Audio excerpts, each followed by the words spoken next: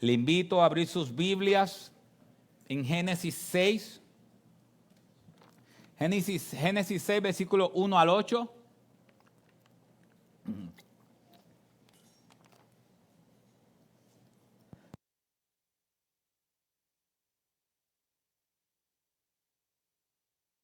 Génesis 6, 1 al 8.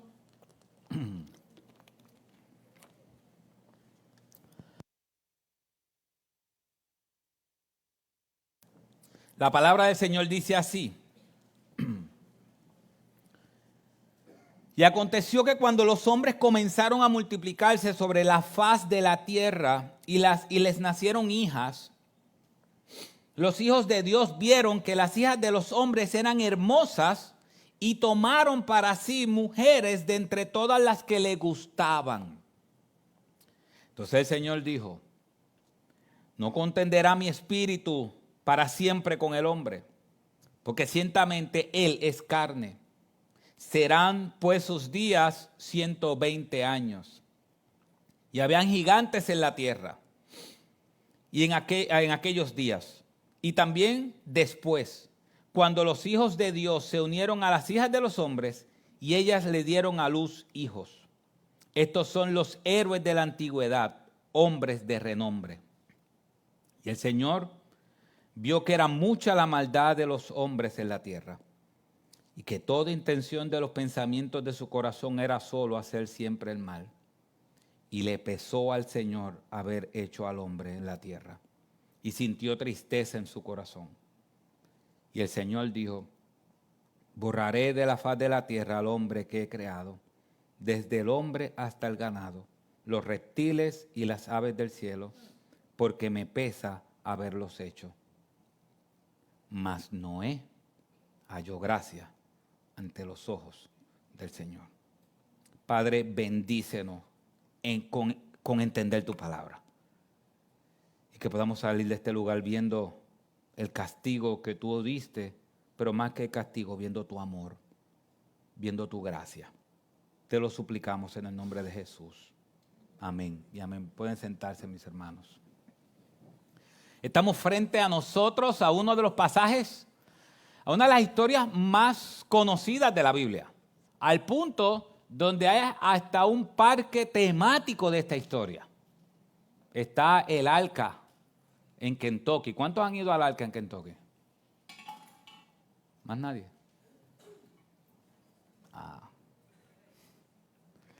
Hagan un viaje para allá. No se van a arrepentir. Es un lugar muy, muy bueno y de mucho, van a aprender muchísimo. No tanto en el Arca, sino también en el zoológico. Pero esto es tan famoso, esta historia, que hasta hay un arca simulando cómo eran las dimensiones del arca. Y todos conocemos esta historia. Así que antes de ir directo a la historia, yo sé que algunos que han estudiado estos textos se han encontrado con algunas polémicas de este pasaje. Así que yo quiero atacar las polémicas primero o presentar las polémicas primero para después dedicarnos al resto del texto. Así que nosotros vemos este pasaje, cómo Dios creó al mundo en Génesis 1, pero en Génesis 6 vemos cómo después del 6:9 en adelante, Él destruye al mundo que creó. Y uno se queda como, ¿qué pasó? ¿Hiciste el mundo hace un tiempo atrás? No, para nosotros hace un tiempo atrás, pero por ejemplo Matusalén vivió 900 y pico de años. Para ellos hace un montón de tiempo atrás. Y ahora está destruyendo el mundo. ¿Qué pasó? Entonces, esa es la historia que él marca esto. Pero, viendo la polémica, si usted busca en el versículo 1 y 2, mire lo que dice. Y aconteció que cuando los hombres comenzaron a multiplicarse sobre la faz de la tierra, les nacieron hijas. Y el versículo 2 es la polémica. Y los hijos de Dios vieron que las hijas de los hombres eran hermosas y tomaron para sí mujeres de entre todas las que le gustaban. Aquí es donde empieza el problema para algunos. Hay algunos que entienden que cuando dicen los hijos de Dios se casaron con las hijas de los hombres, algunos han dicho que los hijos de Dios son los ángeles. que tuvieron relaciones con las mujeres. Y de ahí es que salieron los Nefilim, que son los gigantes que veremos un poco más adelante.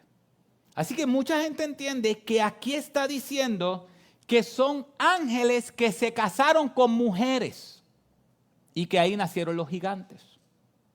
Otros dicen que no fueron ángeles, sino que fueron ángeles caídos o demonios. Pero ahí no dice demonios, dice ángeles. Y tenemos gente dentro de nuestras iglesias que creen eso, que creen que los ángeles, los hijos de Dios son los ángeles que tuvieron relaciones con las mujeres y nacieron los gigantes. ¿Qué pasa? Hay algo que se llama la analogía de la fe. La analogía de la fe es que la Biblia interpreta la Biblia. ¿Qué dice el Nuevo Testamento de los ángeles? Mire lo que dice el Nuevo Testamento de los ángeles. Mateo 22:30, cuando le estaban preguntando a Cristo de la resurrección, Cristo dice, porque en la resurrección ni se casan ni son dados en matrimonio, sino que son, ¿como quién? Como los ángeles de Dios en el cielo. Así que Cristo, déjame hablar más suave para que ellos puedan, más lento, así que Cristo dice en el Nuevo Testamento, cuando uno va a predicar a España es lo mismo, uno tiene que hablar lento, es más difícil, pero Cristo está diciendo en el Nuevo Testamento que los ángeles no se dan en casamiento y no se casan. Así que Génesis 6, cuando me habla de los hijos de Dios, no pueden ser ángeles. Algunos dicen que son ángeles porque en el libro de Job, cuando Dios mandó a buscar sus hijos, que eran los ángeles, dijo, y Job llamó a sus hijos. Y en ese caso Dios se estaba refiriendo a sus ángeles. O sea que hay momentos en la Biblia que Dios llama a los ángeles hijos de Dios. Pero en este caso no es posible porque el Nuevo Testamento nos dice claramente que los ángeles no se casan ni se dan en casamiento. Así que no pueden ser ángeles los que hagan eso. Segundo, otra controversia, los gigantes. Versículo 4. Dice, y había gigantes en la tierra en aquellos días. Y también después, cuando los hijos de Dios se unieron a las hijas de los hombres y ellas le dieron a luz hijos. Estos son los héroes de la antigüedad, los hombres de renombre. Si ustedes ven, lo que está diciendo es que la unión de los hijos de Dios con las hijas de los hombres produjo gigantes. Entonces dicen, tienen que ser ángeles los que se casaron con las hijas de los hombres porque produjeron gigantes. La palabra Nefilim no significa gigante, significa alguien que ataca, que es la palabra gigante ahí. Y otra cosa importante, mis hermanos, es que, ¿qué pasó con Noé? Todos murieron, excepto sus hijos. Pero si nosotros vemos en Números, capítulo 13, versículo 32 de la Nueva Traducción Viviente, mira lo que nos dice. Ok, déjame poner el contexto. Génesis 6 dice que habían gigantes, que los hijos de Dios se casaron con las hijas de los hombres y produjeron gigantes. Mucha gente entiende que como fueron gigantes, tuvieron que ser ángeles los que tuvieron relaciones con las hijas de los hombres, porque produjo gigantes. Génesis 7 en adelante, o Génesis 6, 9 en adelante, nos habla de la destrucción con agua. ¿Cuánta gente murió con esa destrucción en agua? Todos, excepto ¿quién? Noé y su familia. El libro de Números fue escrito o está narrando una historia antes del diluvio o después del diluvio. Después del diluvio. Y mire lo que dice Moisés en Números. Bueno, Moisés lo está escribiendo. ¿Recuerdan en Números 13 cuando envían a los espías? Y los espías traen el reporte. Este es el reporte. Entonces comenzaron a divulgar, de la Nueva Traducción Viviente, entonces comenzaron a divulgar entre los israelitas el siguiente mal informe sobre la tierra. La tierra que atravesamos y exploramos devorará a todo aquel que vaya a vivir allí. Todos los habitantes que vimos son ¿qué? Enormes, la misma palabra, gigantes. versículo 33. Hasta habían gigantes. Habían gigantes. Los descendientes de ¿quién? De Anac. Me está hablando que habían gigantes, pero me está diciendo otro detalle más, que eran descendientes de Anac. Al lado de ellos nos sentimos como saltamontes. Y así nos miraban ellos. Así que, si yo digo que los ángeles se casaron con las mujeres y tuvieron gigantes, cuando se destruyó toda la tierra con agua y habían gigantes otra vez en la tierra, pues yo tengo que llegar a la misma conclusión de que otra vez ¿qué? Los ángeles tuvieron relaciones con las mujeres y salieron gigantes otra vez. Y eso no es así. Así que lo que el texto nos enseña no es la destrucción del mundo para aquel tiempo no vino porque ángeles se casaron con mujeres. La destrucción del mundo vino, y esa es la primera enseñanza de hoy, por el pecado del hombre. El pecado del hombre fue lo que trajo destrucción. Si nosotros vemos el versículo 1 nuevamente, el versículo 2 dice, y aconteció que cuando los hombres comenzaron a multiplicarse sobre la faz de la tierra y le nacieron hijas, los hijos de Dios vieron que las hijas de los hombres eran hermosas y tomaron para sí mujeres entre todas las que les gustaban. Entonces, si los hijos de Dios no son ángeles, ¿qué son? Porque si vemos, aquí está diciendo, miren cuál fue el problema del pecado del hombre. Los hijos de Dios vieron que las hijas de los hombres eran hermosas. ¿Y quiénes son los hijos de Dios? Tenemos que ir al contexto. Génesis 4 nos enseñó la descendencia de ¿quién? De Caín. ¿Toda la descendencia de Caín fue buena o fue mala? Fue mala. Ahí salió Lamec, que Lamec fue el primer hombre que tomó 2 mujeres para él. El capítulo 5 nos presenta la descendencia de ¿quién? De Set. Dentro de la descendencia de Set vemos que hubo un hombre que caminó con Dios, Enoc. Así que Génesis 4 me dice la descendencia de Caín, que todos son malos.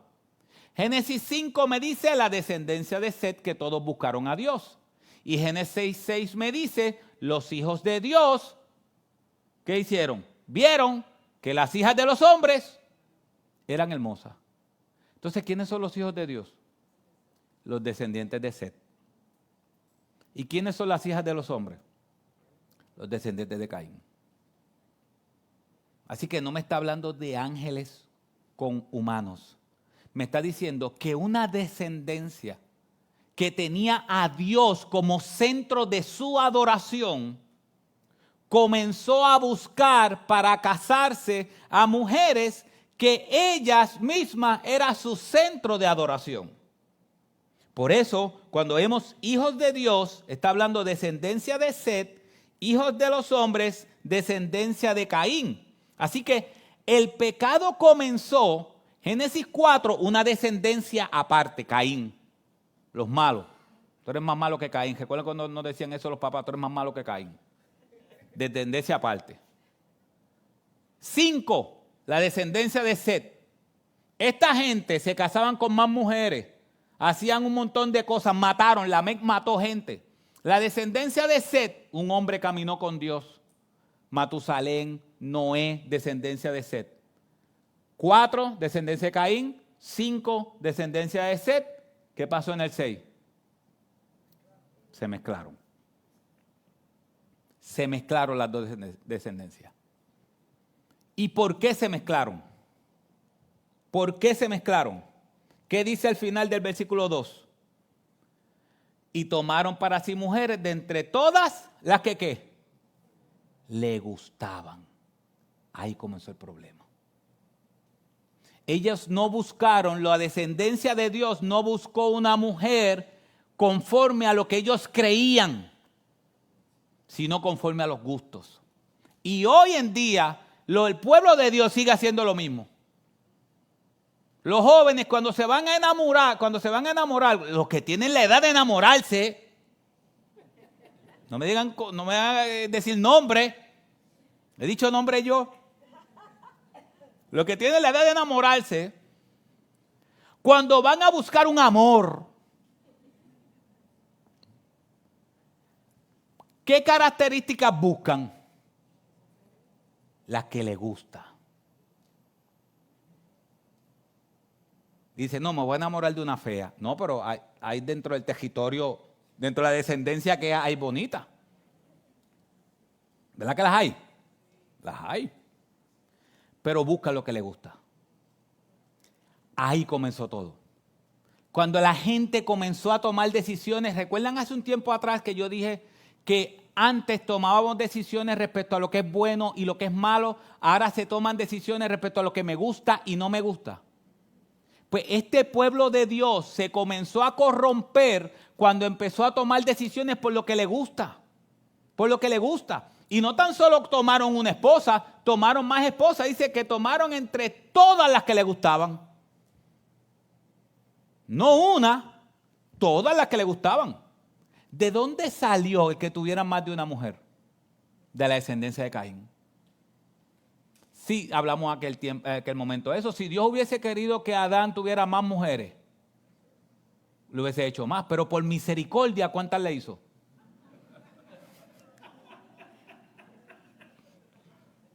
Por misericordia y por gracia de Dios, una, y a la mujer, un hombre, para que también haya, sí, equidad.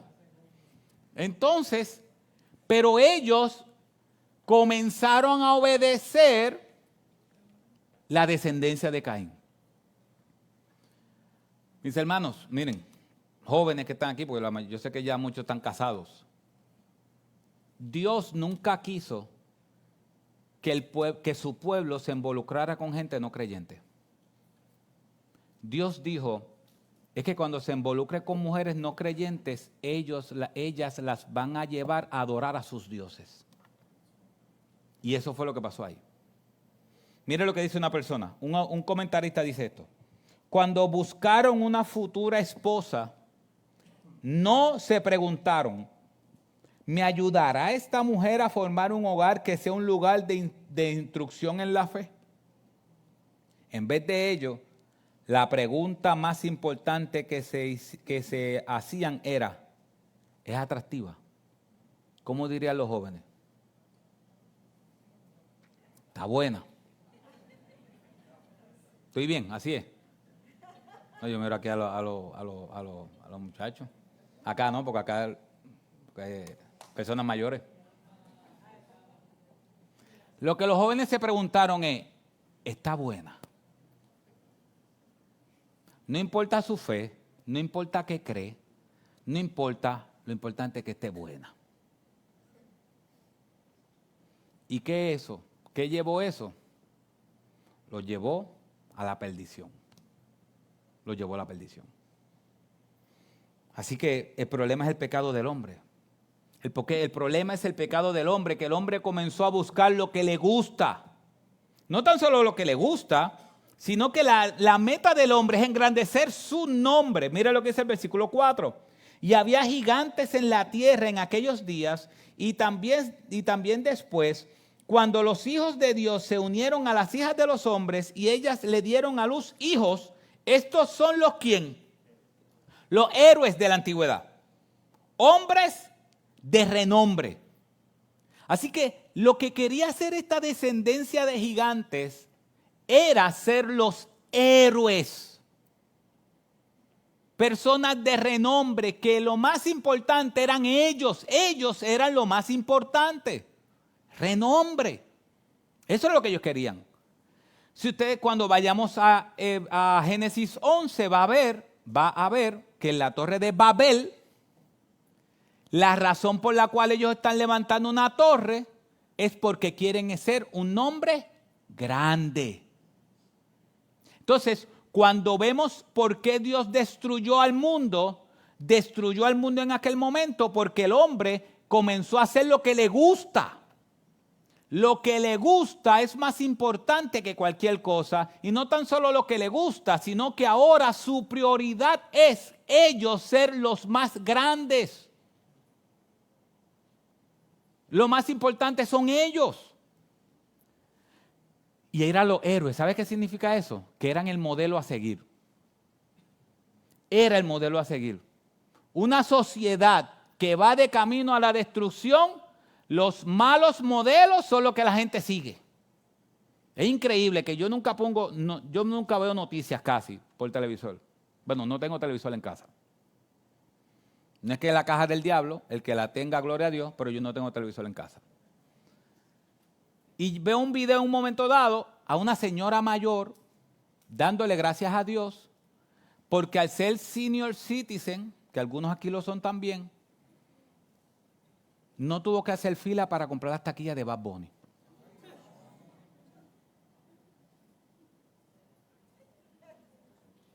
Increíble. Increíble. Miren, y nosotros, Maile ha estado conmigo, nosotros hemos estado en diferentes partes del mundo. Lejano, lejano, lejano. Nosotros tuvimos una vez un lugar donde no se hablaba ni español ni inglés. Para pedir comida teníamos que hacer un traductor con el Google diciendo para que lo pasara al idioma de ellos. No había nadie en ningún lugar. Y le dijimos, somos de Puerto Rico. ¿Y qué dijeron? Bad Bunny. En serio. Y estábamos en un lugar que no se hablaba ni inglés ni español. En un lugar remoto, pero remoto. Porque una sociedad que va de camino a la destrucción, esos son los modelos. Esos son los héroes a seguir. Esos son los héroes. Si ustedes ven, como hablamos la semana pasada, no hay nada nuevo bajo el sol, que dice Eclesiastés, y lo van a ver los muchachos el viernes que viene. No hay nada nuevo bajo el sol. Esto hoy tenemos a Bad Bunny, tenemos a otros como modelo, y en aquel momento eran otros. Siempre el mundo ha querido ser el modelaje para que el creyente lo siga. Por eso cuando vino Cristo, Cristo era una contracultura. Estaba en contra de la cultura. Porque si vemos la cultura, mira, mis hermanos, yo no sé si ustedes están viendo, pero lo que Dios nos está diciendo hoy es, mira el retrato de cómo eran los hombres antes del diluvio y la destrucción. Mira el retrato. El retrato de esos hombres era que ellos hacían lo que les gustaba, que ellos se unían con quien sea, que ellos, lo más importante son ellos, y lo peor de la sociedad, bueno, no es decir lo peor, bueno, para aquel tiempo, lo que no se debe imitar de la sociedad, era lo que tenía renombre y la gente seguía. Y por eso llegó el fin de ellos. Si ustedes ven, eso es un retrato de lo que está pasando hoy. Entonces, ¿el fin está cerca o está lejos? Está cerca. No quiero ser fatalista de que, mira, ahí está el fin. Pero muchas veces cuando cuando comienza a temblar la tierra, decimos, ahí está el fin. La Biblia dice que eso va a ir incrementando, pero lo que nos muestra que está el fin, que estamos pronto al fin, no es el temblor ni los huracanes, es la sociedad que estamos viviendo. Es un retrato de Génesis 6. Miren a ver si es un retrato. Miren lo otro que dice el versículo 5. Versículo 5 dice, y el Señor vio que era mucha la maldad de los hombres en la tierra y que toda intención de los pensamientos de su corazón era solo hacer siempre ¿qué? El mal. Las intenciones, por razón yo tengo calor. Esas son estas mujeres que están aquí cantando. Yo decía, oye, que hace calor. ¿Será que el infierno está temblando? ¿Será que la predicación está diciendo que el infierno tiemble? Estas mujeres que se le da frío. Tráigase ya, que es la próxima vez que cantan. Si ustedes ven, dice que el corazón del hombre es de continuo al mal.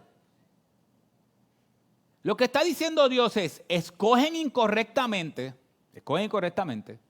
hacen lo que les da la gana, ellos son más importantes que los demás, siguen modelos que no deben seguir y al final, ¿saben por qué hacen todo? Porque su corazón está lejos de Dios. Porque los pensamientos y las intenciones del corazón son siempre al mal. ¿Qué pasa? Por eso es que cuando alguien quiere un cambio, no puede cambiar exteriormente. Porque el problema exterior viene por el problema interior. No sé si me estoy explicando bien. Dios está diciendo, el mayor problema del hombre no es exterior. El mayor problema del hombre está ¿dónde? En el corazón. Está en el interior. Así que esas son las características. La razón por la cual hubo un diluvio y que fue destruido todo fue por esas características. Y mis hermanos, la ambición, la fama, el buen nombre, todo eso se ve más claro ahora que en aquel momento, creo yo. Significa que el fin está cerca. No por temblores, no por huracanes, sino porque el pecado se ha incrementado. El pecado va incrementándose. Pero ¿saben qué es lo más impresionante de este texto? Porque hasta aquí no hay nada nuevo. El pecado es así. Pero miren lo segundo que este texto nos enseña, que es impresionante. El corazón de Dios y el pecado del hombre. Vamos a ver cómo Dios reacciona. Siempre, o no siempre, pero casi siempre nos imaginamos a un Dios fuerte. Un Dios sentado en su trono, fuerte, sin emociones, diciendo, tú te vas a perder, tú te salvas, te voy a castigar, hiciste este pecado, te voy a castigar. A veces la imagen de Dios que tenemos es un Dios así. Pero cuando vemos la Biblia, es totalmente distinto. Mire lo que nos dice el versículo 6. El versículo 6 dice, y le pesó al Señor haber hecho al hombre en la tierra. Y sintió ¿qué? Tristeza en su corazón. Y el versículo 7 dice, y el Señor dijo, borraré de la faz de la tierra al hombre que he creado, desde el hombre hasta el ganado, los reptiles y las aves del cielo, porque me pesa haberlos hecho. ¿Sabes que si en algunas versiones que quizá usted tiene dice la palabra se arrepintió Dios? Es un antropomorfismo. Lo que está utilizando son palabras que nosotros podemos conocer para que podamos entender a Dios. Pero la palabra literal no significa arrepentimiento, significa que le pesó. ¿Sabes qué significa le pesó? Significa ser inducido a sentir una gran tristeza. ¿Sabes qué significa eso? Si puedes poner el 6. ¿Sabes qué significa en el 6 que dice, al final del 6 dice, sintió tristeza en su corazón? ¿Sabes qué significa eso? Que el corazón de Dios estaba lleno de dolor. Yo le decía eso a Maylí me dijo, ¿tú crees que de ahí es donde la gente saca que papá Dios llora cuando uno peca? Yo le dije, mira, hace sentido que puede ser que lo sacan de ahí. El texto no está diciendo que papá Dios llora cuando peca. Pero el texto me está enseñando que las emociones de Dios se mueven hacia la tristeza cuando nos ve pecando. Entonces, cuando tú y yo que somos creyentes pecamos, es impresionante porque la Biblia dice que cuando hacemos lo que es correcto, nuestra adoración sube a Dios como un olor fragante. O sea que cuando nosotros hacemos lo que es correcto desde el corazón hacia afuera, Dios, el corazón de Dios es movido al agrado. Le agrada. Pero cuando pecamos, su corazón es movido a la tristeza. Entonces, a veces nosotros estamos acostumbrados a un Dios sin emociones. Creemos en un Dios que no se emociona. Creemos en un Dios que es un pedazo de palo. Dice esto o aquello y no se emociona. Pero lo que nos está diciendo Génesis es que el corazón de Dios fue quebrantado, fue lleno de tristeza cuando vio el pecado. El corazón de Dios se entristeció. Pero imaginemos eso. ¿Cómo termina Génesis 1? Dios diciendo ¿qué? Y vio Dios que todo lo que había hecho era ¿qué? Bueno. Y bueno en gran manera. Así que Dios ve todo lo que hizo y dijo, esto es bueno. Mi corazón se agrada de lo que he hecho, esto es bueno. Y aquí vemos en Génesis 6 diciendo totalmente distinto. Dios pasó de estar agradado y de decir esto es bueno a decir estoy triste. Tengo el corazón quebrantado. Mi corazón está lleno de dolor. O sea que nos imaginamos a Dios sentado en su trono como un juez diciendo, esta gente se están casando con las que no deben, los voy a castigar. Esta gente está haciendo esto, se está adorando a sí mismo, los voy a castigar. Esta gente los voy a castigar. Pero realmente no es así. Cuando Dios está viendo el pecado del mundo, Dios está entristecido, su corazón está lleno de dolor por eso. Dios se duele. Otro de los lugares donde nos muestra el dolor de Dios es en Jeremías, de los muchos lugares, Jeremías 2. Jeremías 2, el pueblo se fue y se apartó de Dios. Y en Jeremías 2, desde el versículo 1, Dios le dice a Jeremías, ve y grítale a este pueblo, ve y grítale a este pueblo. Entonces, Dios le dice al pueblo de Dios, en aquel tiempo a su pueblo le dice, yo recuerdo cuando ustedes me servían. Yo recuerdo cuando ustedes me servían con amor y pasión. Pero qué mal encontraron en mí para que se alejaran de mí. Dios está diciendo, qué mal encontraron en mí. ¿Cuál es la respuesta? ¿Qué mal hay en Dios para que nosotros nos alejemos de Él? Ninguno. Pero Él está diciendo, mi corazón está quebrantado. ¿Qué yo hice mal para que ustedes pecaran contra mí? Vemos el dolor de Dios por el pecado. Así que cuando nosotros vemos esto, nos está diciendo que lo que Dios fue movido fue a dolor.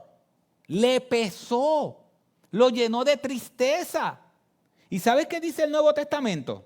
Mira lo que dice Efesios 4:30. Cada vez que un creyente peca, con honestidad le digo que estoy siendo impulsado a vivir más en santidad, que me falta mucho.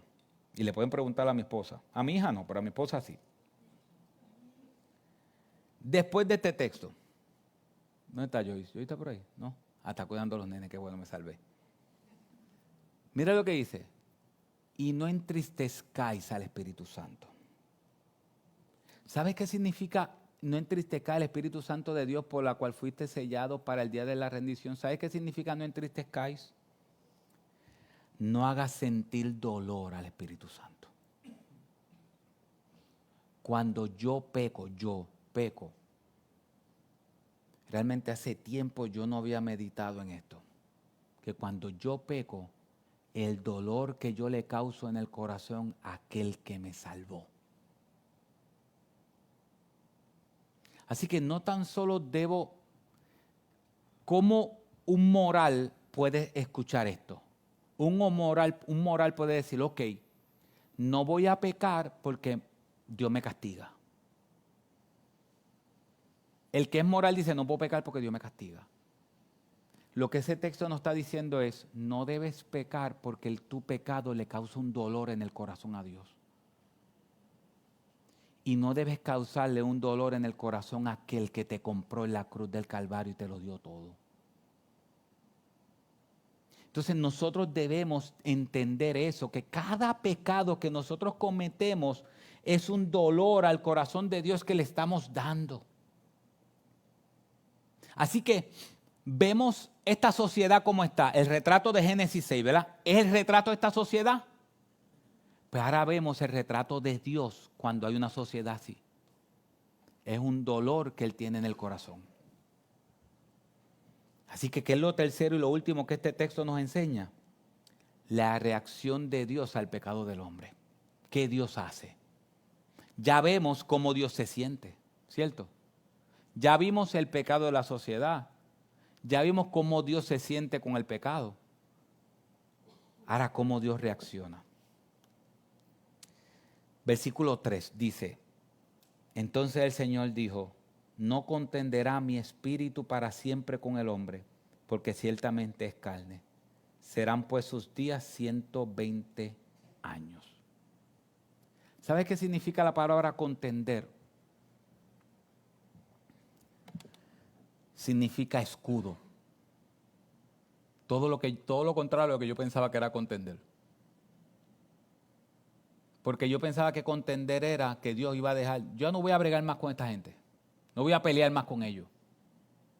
Pero la palabra contender no significa pelea, significa escudo y protección.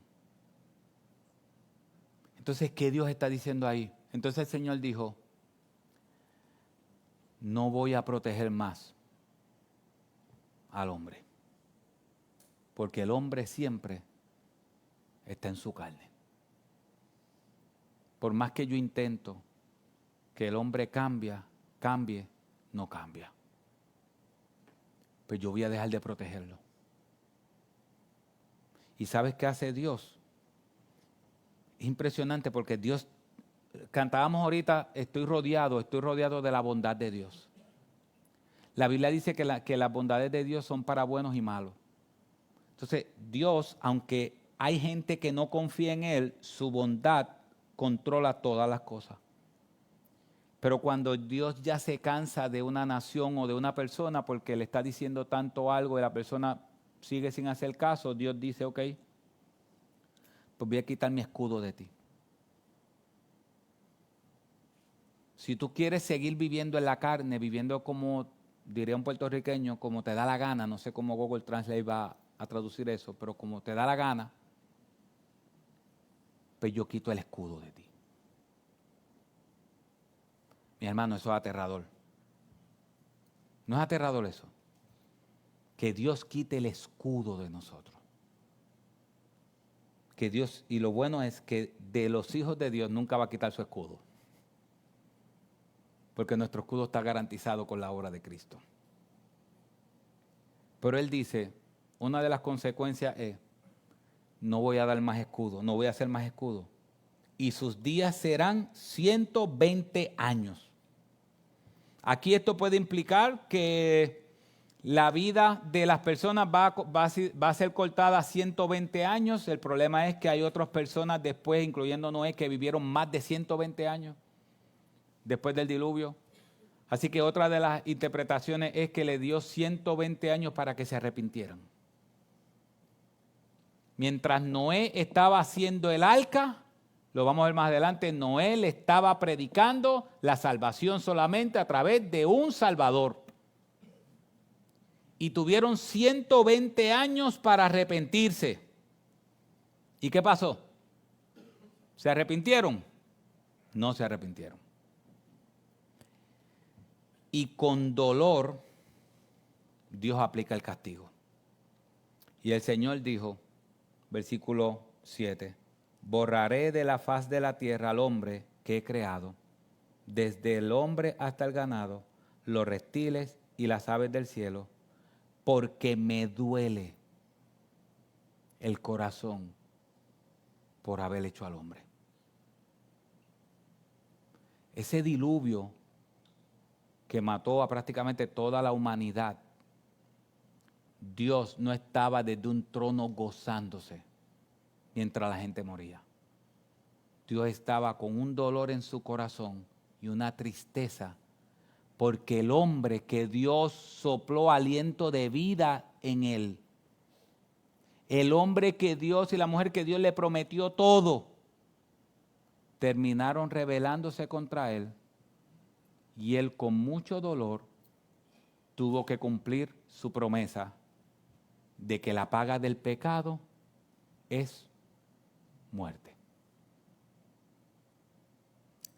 Y si todo termina ahí, entonces esto es una película mala. ¿Ustedes no son de los que ven las películas y buscan un final feliz? Aquí hay un final feliz. Porque nos dice el versículo 8. Versículo 7 nos dice que Dios con dolor aplica el castigo. ¿Y sabe qué dice el versículo 8? ¿Se lo puedes poner? Con amor aplica su gracia. ¿Qué dice? Mas Noé halló gracia ante los ojos del Señor. ¿Sabes qué significa la palabra halló?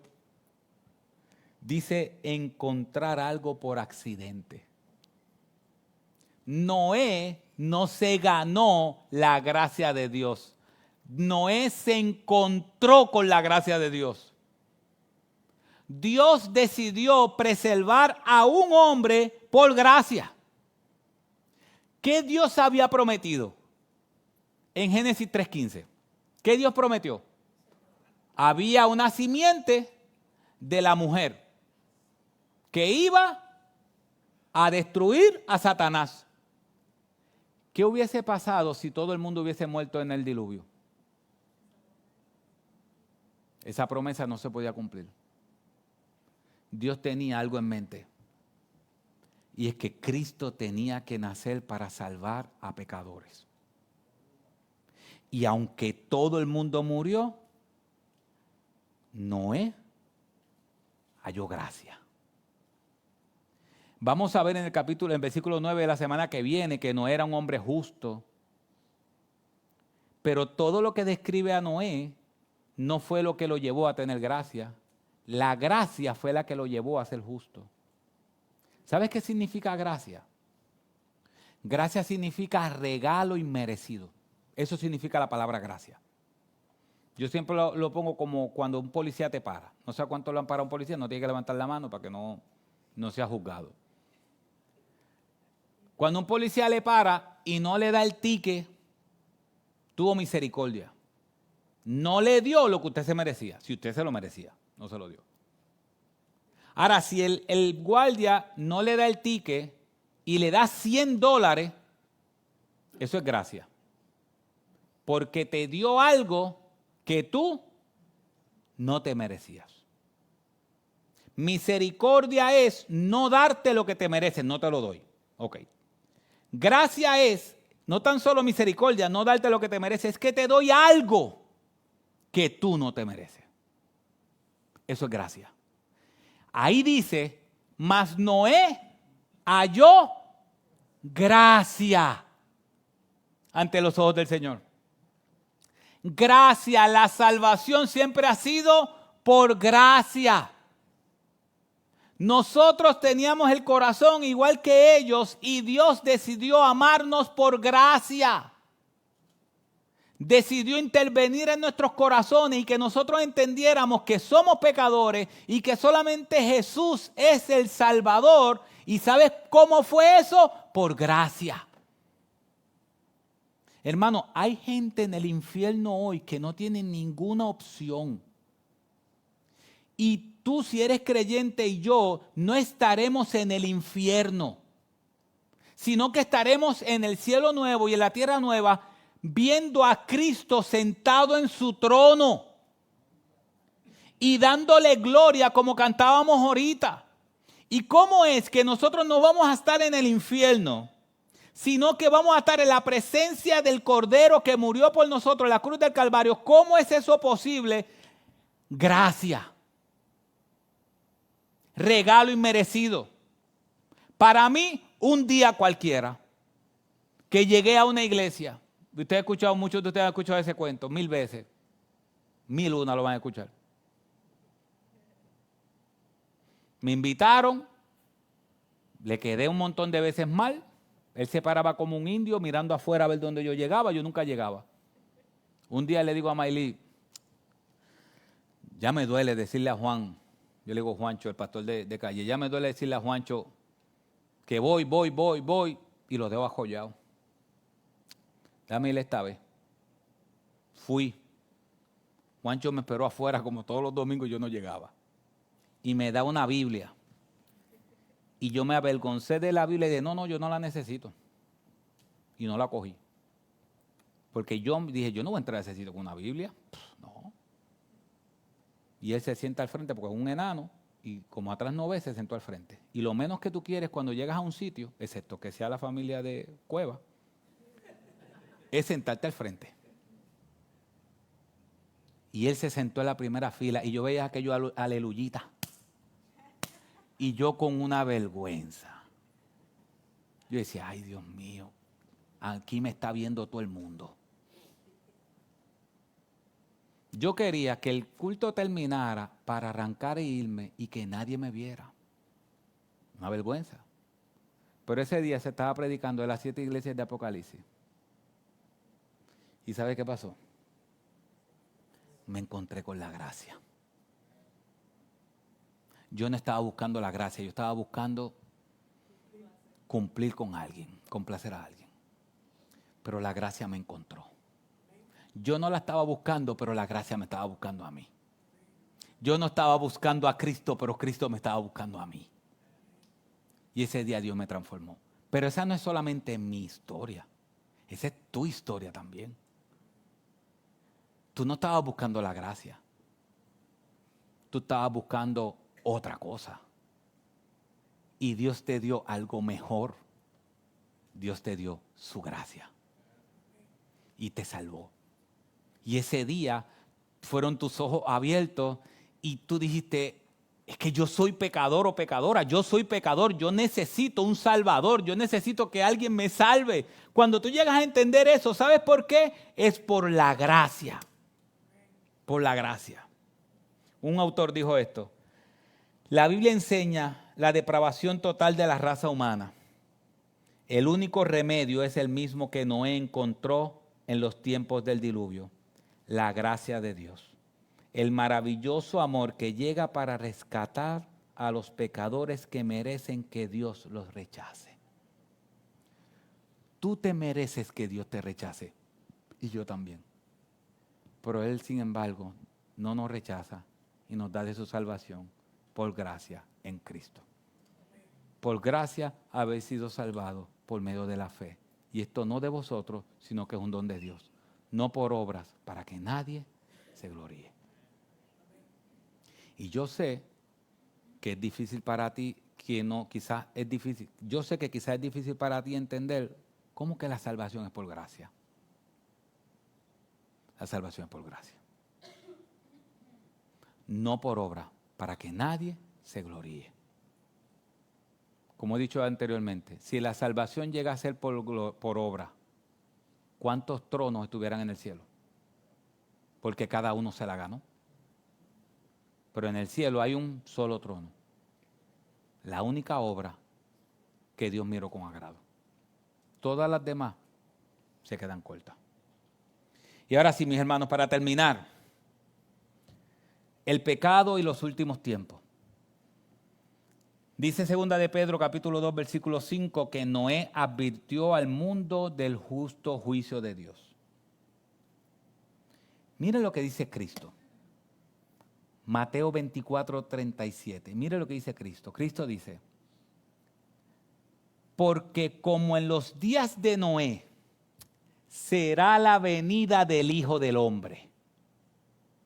Ven que lo que yo estaba diciendo de que es un retrato de una sociedad donde va a llegar el juicio de Dios, no fue que me lo inventé, es que yo sabía que ese texto venía. Entonces Dios está diciendo, como ven la sociedad en el tiempo de Noé, así será la venida del hombre, versículo 38. Pues así como en aquellos días antes del diluvio, mira lo que dice, así como aquellos días antes del diluvio, estaban ¿qué? Comiendo y bebiendo, casándose y dándose en matrimonio, hasta el día en que entró Noé, ¿a dónde? En el arca. Versículo 39. Y no comprendieron hasta que vino el diluvio y se los llevó a todos. Así será la venida del Hijo del Hombre. Cuando todo el mundo esté tranquilo y fiestando y toda la gente que no son creyentes estén pasándola bien, ay sí, estamos bien casándonos y estas cosas y dándose en casamiento. No estoy diciendo que los matrimonios son malos, los matrimonios de ellos, una con otra, dale. El Señor dice, así como los tiempos de Noé, así va a ser cuando yo regrese. Mis hermanos, por tanto Dios dice en el versículo 42 de Mateo 24, por tanto velad, porque no sabéis en qué día vuestro Señor viene. Versículo 44, por eso también vosotros estad preparados, porque a la hora que no pensáis vendrá el Hijo del Hombre. Tú puedes estar aquí y seguir viviendo tu vida. Dice que Noé advirtió al mundo del juicio de Dios. Si tú estás aquí y tú no eres creyente, yo quiero que tú sepas que yo te estoy advirtiendo como lo hizo Noé. Yo te estoy advirtiendo que el juicio de Dios viene. Y que con dolor, como uno dice, con dolor en su corazón por el pecado, el juicio de Dios viene. ¿Y sabes qué está diciendo ese texto? Ese texto está diciendo que viene cuando menos te lo esperes. O sea que si tú eres de la persona que dice, yo me arrepiento después. No, yo me arrepiento después. Tú no sabes si hoy es el último día que Dios te va a dar para arrepentirte de tus pecados y entregarle tu vida a Él. No por miedo, sino por amor. Así que yo espero que hoy, en el nombre del Señor, tú puedas entender que el pecado que estás cometiendo en tu vida quebranta el corazón de Dios. Que tú puedas entender que la paga del pecado es muerte, que para Dios ser justo como un justo juicio, tiene que darte tu merecido. Como juez tiene que darte tu merecido.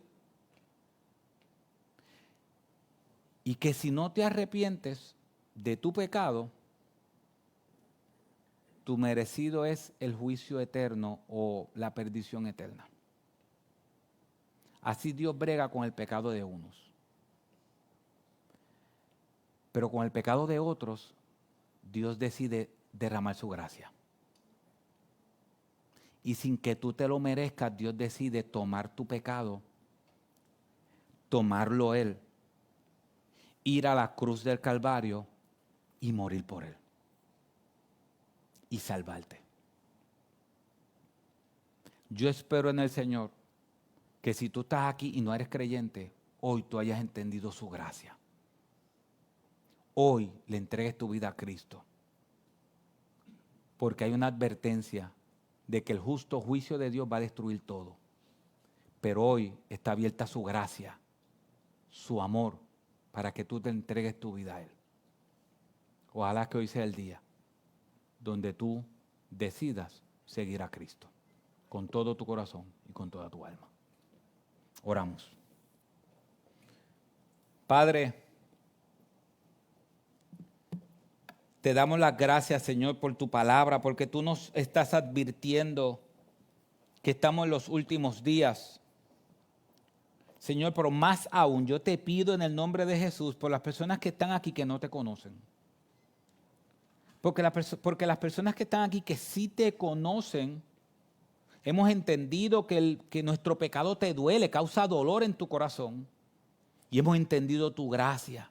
Hemos entendido que tú nos has salvado por gracia, por medio de la fe. Y esto no de nosotros, sino que es un regalo tuyo. Padre, pero aquí hay personas que no te conocen. Yo te pido en el nombre de Jesús que tú puedas, que tu Espíritu Santo pueda ministrar sus corazones. Y que puedan entender, Señor, que están bajo el justo juicio de Dios, que cada pecado que cometen en su vida merece el infierno, pero que tu gracia es mayor. Padre, regálale la salvación que solamente tú puedes dar. Que tu Espíritu Santo ministre sus corazones y le muestre que Jesucristo es el Señor. Que tu Espíritu Santo los lleve a arrepentirse de sus pecados y los lleve a entregarte a ti. Señor, te suplico que hoy sea el día donde tú salves. Donde tú salves. Te lo suplico en el nombre de Jesús. Amén.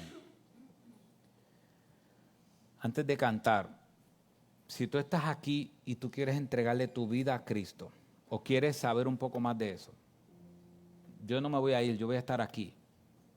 Rosalí también va a estar aquí, otros líderes vamos a estar aquí. Acércate a nosotros. No te vayas. Si tú quieres hoy entregarle tu vida a Cristo, no te vayas. No queremos hacer algo que pase al frente y esas cosas, pero queremos identificarte. Es posible que Dios quiera obrar en tu alma y queremos orar por ti. Así que mis hermanos, estemos puestos en pie y cantemos esta última alabanza. Dios de toda gracia.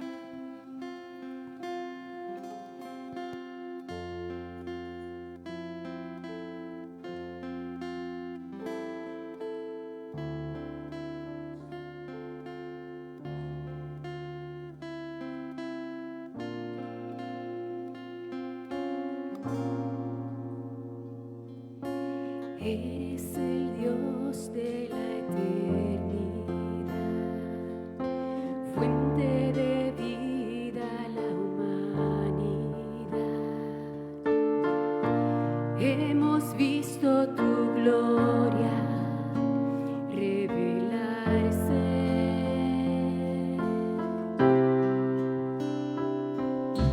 Eres amor que del cielo bajó, misericordia que nos abrazó.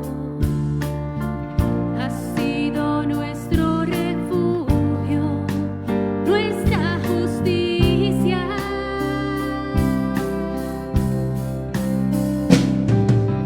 Dios de toda gracia, resplandor de libertad, redentor del alma, luz de amor y de verdad. Tuya sea la gloria, tuya sea la gloria.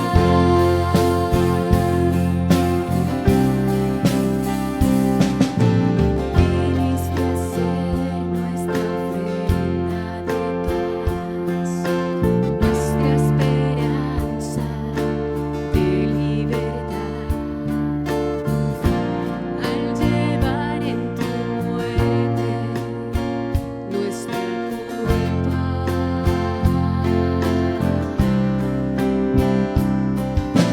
en tu castigo hallamos perdón, en tu sacrificio el cielo se abrió.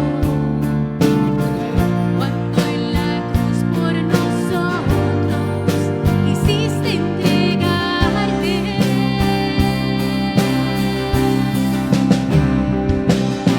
Dios de toda gracia, resplandor de libertad, redentor del alma, luz de amor y de verdad. Tuya sea la gloria, tuya sea la gloria.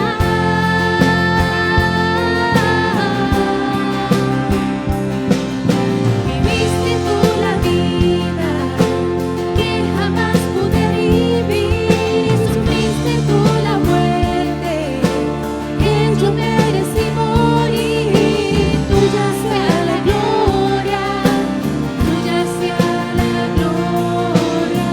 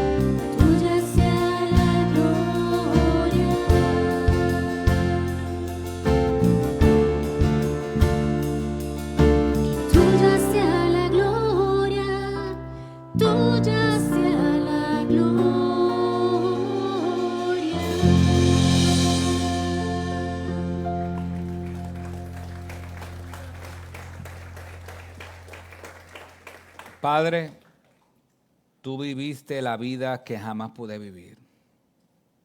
Sufriste tú la muerte que yo merecí morir. Tuya sea la gloria. Tuya sea la gloria.